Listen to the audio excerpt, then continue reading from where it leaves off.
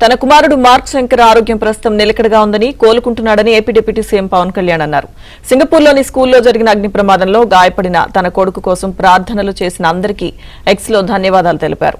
కష్ట సమయంలో అండగా నిలిచిన వారందరికీ పవన్ కృతజ్ఞతలు తెలిపారు.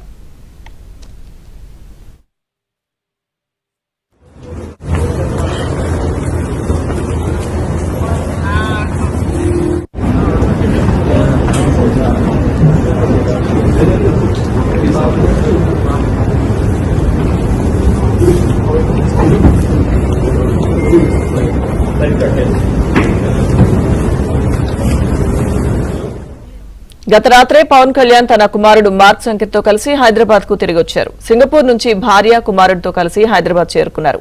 ఇటీవల సింగపూర్ లో జరిగిన అగ్ని ప్రమాదంలో మార్క్ శంకర్ గాయపడడంతో పవన్ కళ్యాణ్ అక్కడికి వెళ్లారు. కుమారుడు కోలుకొని ఆసుపత్రి నుంచి డిశ్చార్జ్ అయ్యాక అతన్ని తీసుకుని తిరిగి వచ్చారు.